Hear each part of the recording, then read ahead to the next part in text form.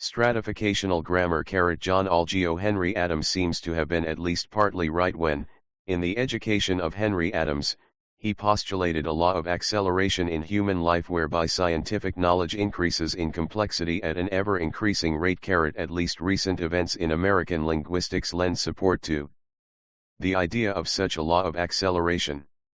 New linguistic theory has been following new linguistic theory with dizzy speed. However, our recent progress in linguistics differs from Adams's law of acceleration in one respect. In 1905, Henry Adams thought that knowledge was increasing so rapidly that sometime between the 1930s and the 1950s it would reach a zenith from which it would be possible to predict the past and future course of human life as accurately as a mathematician could plot the path of a comet.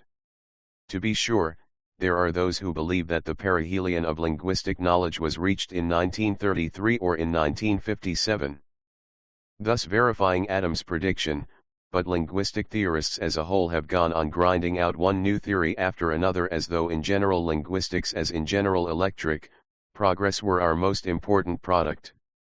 In fact, change in linguistic theory is so rapid that nowadays you have to specify not only whose theory you are talking about, but what year's model you have in mind. Chomsky's syntactic structures of 1957 is already being referred to as classical transformational theory, thus placing it in the same category as Oedipus Rex and the Phaidian Jove. Acceleration could hardly be greater. Moreover, there are signs that Chomsky's 1965 aspects * from Journal of English Linguistics 3.127, 1969. An earlier version appeared in the South Atlantic Bulletin 23:2.1-4, 1968. Reprinted by permission. Of the theory of syntax may soon be thought of as what disc jockeys call a golden oldie, because extensive design changes have been proposed in the theory. Apparently we must get used to trading in our grammar along with our car each year for a newer model. But those who regret the Detroit syndrome in grammar can at least take comfort in the thought that it keeps the linguistic economy moving. In short, there seems to be no immediate prospect of our running out of new theories because we have reached final linguistic truth. We can look forward to the law of acceleration continuing to operate in language study for some time to come. However, talk about acceleration and progress is misleading. It sounds too uniform, too well directed, and much too harmonious. In fact, a better metaphor for the present state of linguistic theory would be that of a battle. Bloomfieldian and Trajan structuralism, which seemed firmly ensconced in the fortress of orthodoxy a scant 10 years ago, have been overrun by the armies of transformationalism. Tagmemic chaplains have set up their tents in the exotic bush.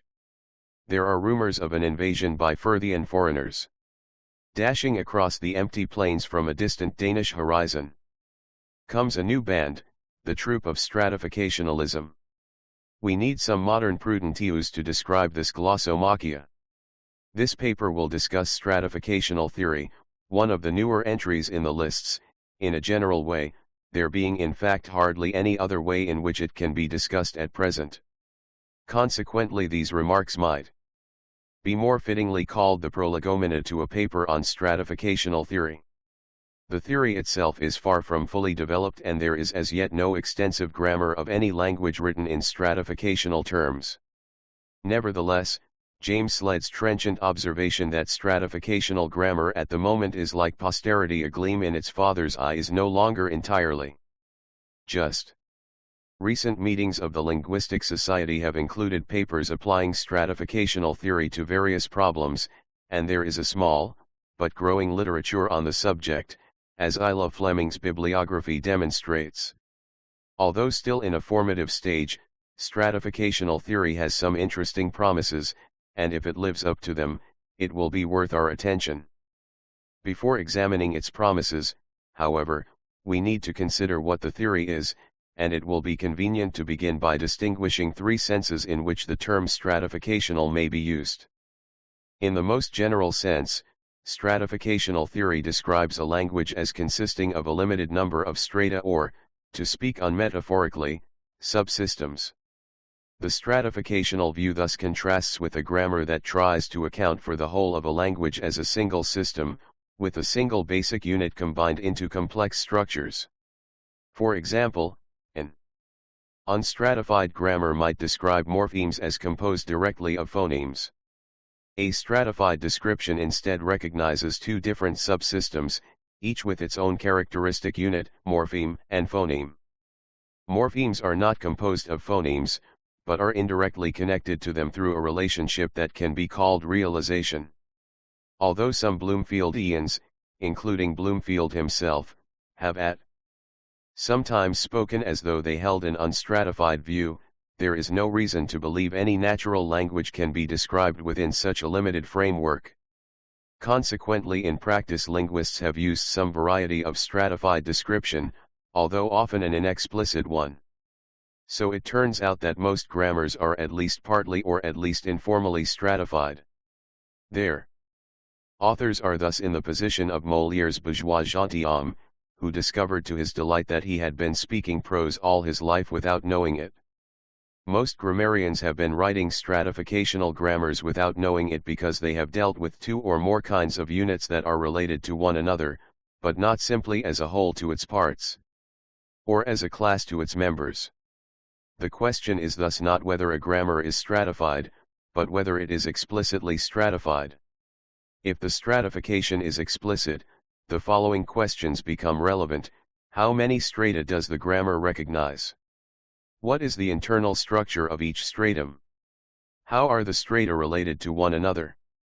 The foregoing questions lead us to the second sense in which the term stratificational grammar may be used, namely, to designate a model of language that is being developed chiefly by Sidney Lamb and H. A. Gleason, Jr. It is an explicitly stratified grammar that recognizes 6 strata grouped into 3 major components of 2 strata each. Linguistic strata: semology, hypersmemic sememic grammar, lexemic morphemic phonology, phonemic hypophonemic. Collectively, the strata are a system or code for relating communicative content at the top to vocal expression at the bottom. Each stratum has its characteristic unit or urn. The top and the bottom strata are concerned with distinctive features of meaning and of sound, respectively. Their urns are the minimal differences in the content and in the expression of a text. The distinctive features of sound, the hypophonemes in Lamb's terminology, are relatively easy to study because there are so few of them, only about 12 to 15 in most languages. Sample hypophonemes are plosion, spirancy, nasality, labiality, and unvoicing. The distinctive features of meaning are much more numerous, and consequently much more difficult to study. They will presumably include items like entity, process, animate, abstract, human, male, and female. Although several starts have been made, not much has been accomplished for this part of language except for some severely limited areas like kinship terminology, which has been studied if not exhaustively, at least exhaustingly, in the anthropological journals. John Algeo: The Sememic Stratum deals in meaning units of the kind C. F. Hockett, called idioms in a course in modern linguistics, New York, Macmillan, I. 1958, p. 172. These idioms or sememes may be realized on lower strata as phrases: bull in a china shop, put up with, as complex words, refer, housewife, or as single morphemes, ox, plural. The characteristic of the sememe is that it cannot be divided into segments without losing some or all of its meaning.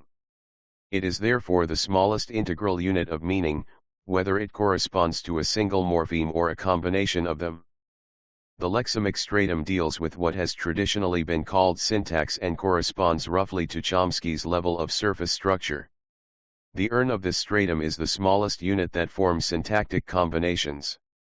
Such lexemes are realized on the next lower stratum as morphemes: bull, put, with, the plural 5, or as morpheme constructions: housewife, china shop. Refer, whose internal structure does not involve syntactic relations.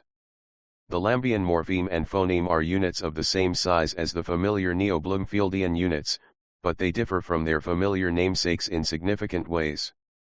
Lamb's morpheme is approximately the equivalent of what has traditionally been called a morphemically conditioned allomorph, such as go and the when of went, or the noun plural -5 and the n of oxen. Lamb's phoneme shares some of the characteristics of the conventional morphophoneme. For example, the n of an, because it occurs only before vowels and never before consonants, must be a different Lambian phoneme from the n of then, which has no such limitations on its distribution. Although these two AIs differ in phonemic distribution, they have the same realization and thus are identical on the hypophonemic stratum. Each stratum consists of an inventory of its characteristic units or urns, and a set of tactic rules that specify how the urns combine with one another on that stratum.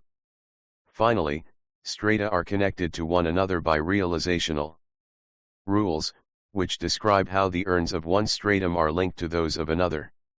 For example, these rules relate the morpheme blue to various lexemes above it, such as bluebird, sky blue, blues melancholia, and simple blue, as well as to the phonemes below it, b, I, and u. The realizational rules come in three parts: the upper alternation pattern, which connects to a higher stratum and accounts for conditioned alternation, the lower alternation pattern, which accounts for free variation, and the sign pattern, which leads to a lower stratum. At either end, the whole linguistic system is connected to non-linguistic reality, to experience or thought at the top, and to vocal auditory sound at the bottom. Any text, for example a sentence, exists on all strata simultaneously. On each stratum, the text will be a structure of urns ordered by the appropriate tactic rules, but on each stratum it will have a different structure. In effect, the strata furnish alternate ways of looking at the texts of a language. In Gleason's view expressed during the Summer Linguistic Institute of 1967, the structure on the semological strata is that of a network or reticulum in which a single unit may have multiple connections with other units, as in the Shakespearean text, men have died from time to time, and worms have eaten them, but not for love. The same men have different connections to the dying and the eating. Grammatically, the text caret is a tree of the familiar constituent structure sort. Phonologically, it is a chain or a string of elements. And it is all these things: network, tree, and string at once. Or rather, a text is a complex set of relationships linking some bit of human experience, its meaning, to sound waves in the air. The grammarian describes these relationships as a series of interlocked structures. Some important consequences follow from the notion that a single text has a number of different but simultaneous structures. One is that two texts may be identical or highly similar on one stratum, while they are significantly different on some other stratum. As a well-known and often cited example, we can take the two texts "The sun's rays meet" and "The sun's rays meet." These two texts are distinct on the grammatical strata, but have overlapping phonological realizations. This is the relationship of homonymy, which can be defined for the present purpose as the overlapping on some stratum of texts that are distinct on higher strata. Bloomfieldian structuralism had no trouble in accounting for homonymy of the kind illustrated by "The sun's rays meet" and "The sun's rays meet" because it had, in effect, separated phonology and grammar as distinct strata. But there are other kinds of homonymy, for example that illustrated by the three texts "His picture he possesses it," "His picture he made it," and "His picture it is a picture of him." These three texts are distinct semologically, but overlap grammatically. This kind of homonymy Bloomfieldianism was unable to cope with because it had not stratified the relevant portions of the system. Bloomfieldianism tried to deal with some semological matters as part of its morphemics and syntax. The rest it simply ignored as outside the proper concern of linguistics. The Bloomfieldians were using a ploy common to grammarians of all schools, who regularly conclude that whatever their particular theory cannot handle is outside the proper concern of linguistics, or else that it is trivial and uninteresting. A properly stratified description will, however, have no trouble in handling any kind of homonymy nor its opposite, synonymy, the overlapping on some stratum of texts that are distinct on lower strata. This definition of synonymy, like that of homonymy, is an extension of the common meaning to designate a relationship that includes but is considerably more general than the received use of the term. Bloomfieldianism was able to account for synonyms of the kind /will miss you versus 77/Mishya, which are phonologically different but grammatically alike. However, it had no easy way of showing that his arrival, him to arrive, and he arrives are also synonyms, being grammatically different realizations of the same semology. Cal structure. Because each text exists on 6 different strata and because 2 texts can overlap on some strata but not on others, there is no need and indeed no room for process statements in the Lamb-Gleason stratificational grammar, except as descriptions of historical change in a language. A process statement says that X becomes, or is changed into, or is replaced by Y, but in a stratified grammar, X never disappears, is never changed into anything. Z as a unit on one stratum may be realized as Y on another stratum, but does not thereby disappear.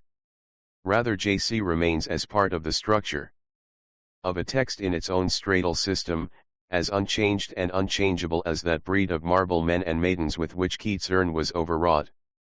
In this regard, it should be recognized that there is nothing inherently wrong with process statements. They are one way of characterizing linguistic structures. The task of the grammarian is to describe that complex set of relationships linking sound and meaning, which has already been mentioned. To carry out his task, he may create an imaginary time dimension, along which he moves some of the units he is concerned with. He will then describe linguistic relationships as a process in which one thing becomes another. Or to carry out his task, he may create an imaginary space dimension, or several imaginary space dimensions, in which he locates the units he is concerned with. He will then describe linguistic relationships as an arrangement of items relative to one another. Both process and arrangement descriptions are metaphors. There may be valid grounds for preferring one metaphor to the other, but these grounds cannot be that either metaphor represents language as it really is. Both are fictions. Lamb, however, while agreeing that a process statement in a synchronic description is sheer fiction, believes that the stratal description he offers as an alternative to it is more than simple metaphor is, in fact, an analog to structural differences in the brain involved in speech production and perception. If that is correct, it would be grounds for preferring imaginary space as less fictional than imaginary time. Nevertheless, the choice between the two forms of statement is probably made most often on aesthetic grounds. It would seem that every little girl and boy that's born into our world alive is not only a little liberal or else a little conservative, but also a little Heraclitan or else a little Parmenidean. If he is a born Heraclitan, he loves becoming and grows into a transformationalist. If he is a born Parmenidean, he is enamored with being and is realized on the adult stratum as Sidney Lamb. The third sense of stratificational grammar that can be distinguished is really a system of notation, a device for making statements about linguistic relationships. If we want to be quite rigorous in our linguistic statements, and rigor is very much in fashion just now, we need some precise and unambiguous method of expressing ourselves. Here we have several options. We may use quasi-algebraic formulas, which are also very much in fashion just now, although this sort of notational device is at least 100 years old. One style for writing such formulas is the familiar SS4P plus YP, which may be read as a sentence consists of a noun phrase followed by a verb phrase. That reading suggests a second option. We can always be rigorous in writing our grammar by using normal English in a rigorous way. Only such normal English will turn out not to be normal at all, but to be an abnormal and highly restricted variety of natural language. Natural language is unrigorous, ambiguous, and poetry-ridden. That is why it is so adaptable and so useful. The kind of quasi-normal English we can use in writing a rigorous grammar is a sublanguage that needs to be interpreted in exactly the same way a quasi-algebraic formula needs interpretation. A rigorous stratificational grammar can be written in quasi-normal English or in quasi-algebraic formulas, or it can also be written in another way, with a special sort of diagram Sidney Lamb has invented. These drawings, quasi-circuitry diagrams consisting entirely of lines and nodes of various kinds. The diagrams are equivalent to formulas or normal English as a means of expressing grammatical relationships. And since diagrams, formulas, and normal English are equivalent ways of expressing a grammar, the choice between them depends on convenience and prejudice. The diagrams are useful graphic presentations of linguistic data that make immediately obvious certain relationships between linguistic units which might otherwise be overlooked, but they are not an indispensable part of the Lamb-Gleason model. However, they occupy such a prominent place in Lamb's outline of stratificational grammar, 1960-60, that the casual reader is likely to equate the grammar with the diagrams. And that would be a mistake. The diagram is only one out of several possible ways of making statements about the system of language and the structure of texts. It was suggested earlier that stratificational grammar holds some promises that will make it worth our attention. Here it is possible only to mention few of them. First, stratificational grammar claims not to be subject to the limitations that have been ascribed to simple phrase structure or taxonomic grammars, and hence it claims to offer a viable alternative to transformational grammar. As long as linguistic theory is in its present unsettled state, those of us concerned with the grammar of English must take care to examine all known approaches to the study of language so that we may arrive at the one that is most useful for our purposes. Second, stratificational grammar aims at accounting not merely for sentences, but also for texts of larger extent, paragraphs, narratives, sonnets, five-act tragedies, epics, and the Encyclopaedia Britannica, any t-xt that has formal unity.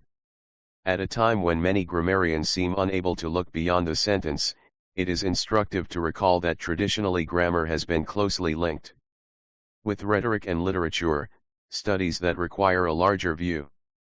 Third, and most important, stratificational grammar proposes not only to be the model for the abstract system lying behind the process of language, but to be a model for the very process itself. That is, Lamb is trying to develop an analogical model for the production and the comprehension of speech. A theory that will not only define and describe the texts of a language, but will do so in a way that explains how human beings might themselves produce and understand such texts. Now these are very great and very ambitious claims. They smack of hubris, or at least of chutzpah, but if those who are working on stratificational grammar can substantiate any John Algeo portion of these claims, the results will be well worth the effort, and we will have a new and valuable insight into the workings of human language. Note 1. The author is grateful to Sidney M. Lamb and David C. Bennett for comments on the earlier version. Neither, however, is accountable for the mistakes that remain.